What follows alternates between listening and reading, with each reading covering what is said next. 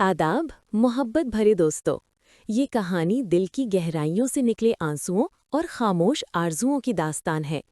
एक ऐसे राज की कहानी जो चेहरे पर मुस्कान बिखेरता है मगर दिल पर हल्की सी छाल छोड़ जाता है। इस जज्बाती सफ़र में शमूलियत के लिए चैनल को सब्सक्राइब करना ना भूलें। हवा में दिसंबर की सख्त सर्दी थी और मैं अपने कमरों के गर्म कंबल में सिमटी हुई थी। बाहर दरख्तों की टहनियाँ सर्द हवा में टनटना रही थीं। अम्मी और भाई रिश्तेदारों की शादी में शिरकत के लिए गए हुए थे, इसलिए घर में सिर्फ मैं और अब्बू थे। घर की खामोशी में घड़ी की टिक टिक की आवाज़ वाज़े सुनाई दे रही थी। मैंने कंबल और भी सख्ती से अपने इर्द गिर्द लपेट लिया। अम्मी की गैर मौजूदगी में नींद आंखों से कोसों दूर थी। मेरा नाम सना है। हमारी एक छोटी सी खुशहाल फैमिली है। अम्मी, अब्बू, भाई शाहिद और मैं। अब्बू लकड़ी के खूबसूरत फन पारे बनाते हैं, उनकी अपनी एक छोटी सी दुकान है। भाई तालीम हासिल कर रहा है और मैं घर के कामों में अम्मी का हाथ बटाती हूँ। गांव के लोग मेरी मासूमियत और हंसमुखपन की तारीफ करते, मगर वो नहीं जानते थे कि इस हंसी के पीछे एक ऐसा खौफ छुपा है जो मुझे रातों में जगा कर रख देता। रात के अंधेरे से मेरा डर बहुत पुराना था। बचपन से ही मैं अम्मी के कमरे में उनके पास सोई थी। अब्बू अक्सर कहते, सना अब जवान हो गई है, जल्द ही इसकी शादी का बंदोबस्त करना होगा। ये सुनकर मेरा चेहरा शर्म से गुलाबी हो जाता। दिल में एक अजीब सी घबराहट सी होती। इसी रात सर्दी ने अपनी शिद्दत और बढ़ा दी थी। कंबल भी नाकाम महसूस हो रहा था। मैंने सोचा हीटर चला लेती हूँ ताकि कमरा थोड़ा गर्म हो जाए। मैं नीचे किचन में गई मिठिया ढूंढने। अंधेरे में टटोलती हुई जब मैं अलमारी का दस्ता खींच रही थी तो अचानक ऊपर रखा सालन का बर्तन हिल गया। पल भर में गरम सालन की चटनी मेरी चोली और शलवार पर गिर गई। मैं चिल्लाई, अरे ये एक और मुसीबत थी। सर्दी तो पहले ही कांप रही थी, अब ये गंदा होना।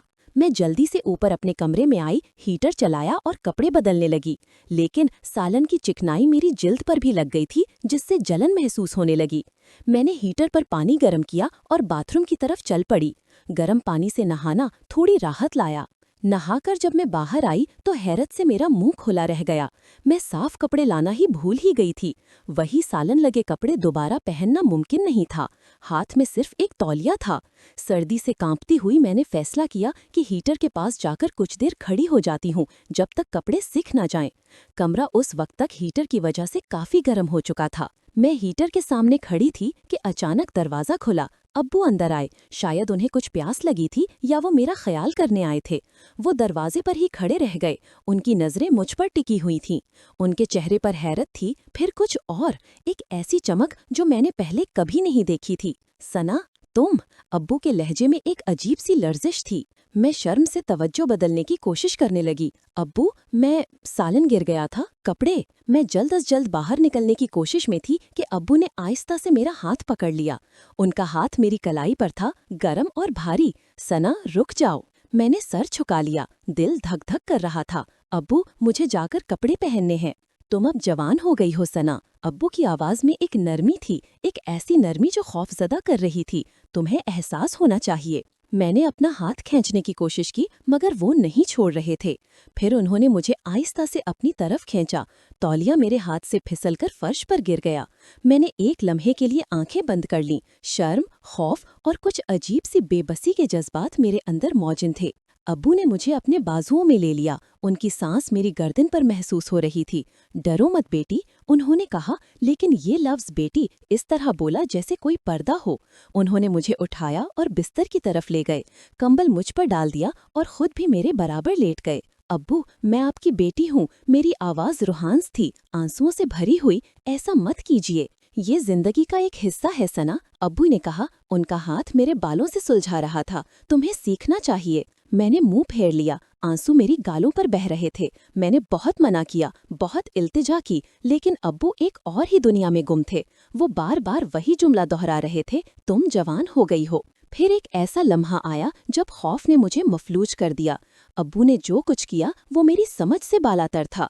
ये वो रिश्ता नहीं था जो मैं जानती थी। ये कोई अजनबी सा रवैया था जिसने मेरे अंदर की मासूमियत को चकनाचूर कर दिया।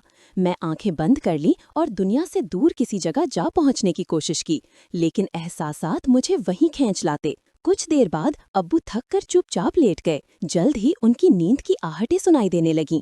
मैं वहीं लेटी रही, आंसुओं का सैलाब थमा नहीं रहा था। मेरा जिस्म दर्द कर रहा था, लेकिन उससे ज्यादा दर्द मेरे दिल को था।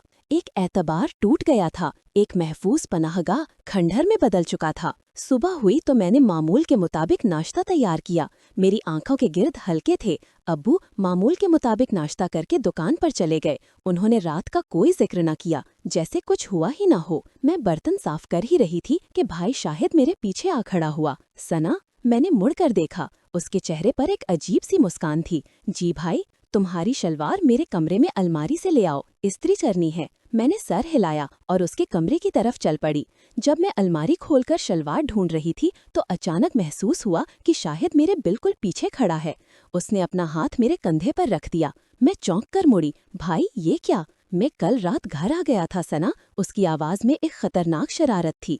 मैंने दरवाजे के शिगाफ से सब कुछ देख लिया, तुम्हारा और अब्बू का सबक। मेरा सांस रुक गया। दुनिया मेरे सामने थर थर कांपने लगी। नहीं, तुम गलत समझे। गलत? शाहिद हंस पड़ा। मैंने साफ देखा। अब अगर अम्मी को पता चल गया तो तुम्हें अंदाजा है कि क्या होगा। मैंने अपनी आंखें बंद कर लीं। अम्मी का गुस्सा, गाउन में रुसवाई, सबकी नजरें, ये ख्याल ही काफी था।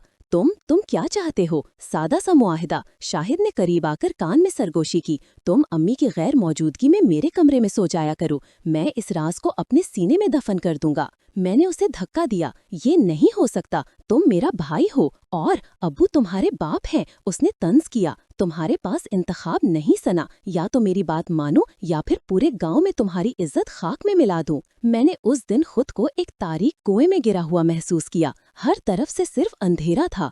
मैंने अब्बू से बात करने की कोशिश की जब वो शाम को दुकान से लौटे। अब्बू, भाई ने, उसने देख लिया। अब्बू का चेहरा फौरन संजीदा हो गया। उन्होंने एक लम्हे के लिए आंखें बंद की, फिर कहा, उसे खामोश रहने दो, तुम शाहिद की बात मान लिया करो। ये सुनकर मेरे पैरों तले से जमीन निकल गई। अब्बू, मगर हमारी इज्जत का सवाल है सना। अब्बू ने मुझे टोका। तुम्हें समझना चाहिए। मैं समझ गई कि अब मेरी कोई नहीं, न बाप न भाई। मैं सिर्फ एक शय थी जिसे उन्होंने अपनी ख्वाहिशात और डर के लिए इस्तेमाल करना था। इस रात मैंने शाहिद के कमरे के फर्श पर चादर बिछाई। वो मुझे देखते रहे। उनकी नजरों में फतह की चमक थी। फिर वो भी मेरे करीब आ गए। रात गए तक मैं एक बार फिर वही दर्द, वही जिल्लत महसूस करती रही। दिन गुजरते गए। अम्मी वापस आ गईं। सब कुछ जाहिरी तौर पर मामूल के मुताबिक था, मगर अंदरूने खाना एक अजीब और खौफनाक ड्रामा चल रहा था। जब भी मौका मिलता, या तो अब्बू याद दहानी करते या फिर शाहिद अपना हिस्सा वसूलता। मैं एक कठपुतली बन चुकी थी जिसके तार इन दो हाथों में थे। मैंने खुद को बदलना शुरू कर दिया। मेरी हंसी कम हो गई। मैं घंटों खिड़की से बाहर देखती रहती। मेरी आंखों में वो चमक न रही जो कभी थी। अम्मी ने पूछा, सना, कुछ परेशानी है? मैंने मुस्कुराने की नाकाम कोशिश की। नहीं अम्मी, बस थोड़ी थकावट है। एक दिन जब अब्बू और शाहिद दोनों घर पर थे और अम्मी पड़ोस में गई हुई थी, दोनों मेरे कमरे में आ गए। शाहिद ने दरवाजा बंद कर दिया। अब्बू ने कहा, सना, हमने फैसला किया है कि तुम्हारी शादी जल्द कर देंगे। मैं हैरत से देखा। शादी? हाँ, शाहिद ने कहा, तुम्हारी उम्र हो गई है, हमने एक अच्छा रिश्ता ढूंढ लिया है। मैं खामोश रही। शादी? क्या ये मुमकिन था? क्या मैं इस कैद से आज़ाद हो सकती थी? मगर याद रहे, अब्बू ने संजीदा लहजे में कहा, अगर तुमने कभी किसी को कुछ बताया या अपने शौहर को शक हुआ तो हम सब तबाह हो जाएंगे, तुम्हारी जिंदगी बर्बाद हो जाएगी। ये धमकी साफ थी। मैंने सर हिलाया। मेरी जुबान गोया मफलूज हो गई थी। शादी की तैयारियां होने लगीं। रिश्ता एक मुअज़्ज़ज़ घराने का था। लड़का शहर में नौकरी करता था। उसका नाम उमर था। मुलाकात के दिन जब मैंने उसे देखा तो एक अजीब सा एहसास हुआ। वो शरीफ नजर आता था। उसकी आंखों में नेकी थी। उसने मुझसे आहिस्ता से बात की, मेरी राय पूछी। ये नया तजुर्बा था। शादी वाला दिन आया। मैं दुल्हन की तरह सजी थी। सोने चांदी के जेवरात, लाल जोड़ा, मगर मेरे दिल पर एक पत्थर रखा था। जब मैंने अब्बू और शाहिद की तरफ देखा तो उनकी नजरों में वही खौफनाक पैगाम था, खामोश रहना। रुखसती के वक्त जब मैंने अम्मी को अलविदा कहा तो वो रो पड़ी। अब्बू ने मेरा माथा चूमा। उनके होंठ मेरे कान के करीब आए। अपनी इज्जत का ख्याल रखना बेटी, हमेशा। मैंने आंखें बंद कर लीं। नए घर में उमर और उसके वालिदैन ने मुझे बहुत प्यार दिया। عمر نرم مزاج اور سمجھدار تھا، راتوں رات میں ایک محفوظ ماحول میں آ گئی تھی، مگر میں ڈری ہوئی تھی، ہر وقت خوف طاری رہتا کہ کہیں میرا راز کھل نہ جائے۔ میں عمر کے قریب جانے سے گھبراتی۔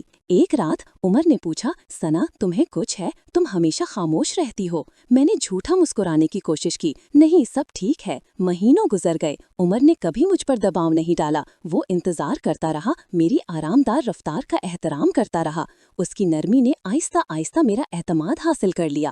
ایک دن میں خود ہی اس کے قریب ہو گئی، اس نے میرا ہاتھ تھاما، اس کا ہاتھ گرم تھا مگر نرم، اس میں ابو کی جبری گرفت نہ تھی، اس میں شاہد کی شیطانی چبھن نہ تھی۔ پھر وہ رات جب میں نے عمر کو اپنی پوری کہانی سنائی، سچ بات، آنسو میرے رخساروں پہ بہہ رہے تھے۔ میں تیار تھی کہ وہ مجھے طلاق دے دے گا، مجھے ذلیل کرے گا، مگر عمر نے کچھ نہیں کہا۔ اس نے مجھے اپنے بازوؤں میں لے لیا، اس کی آنکھوں میں غم تھا، غصہ تھا، مگر میرے لیے ہمدردی تھی۔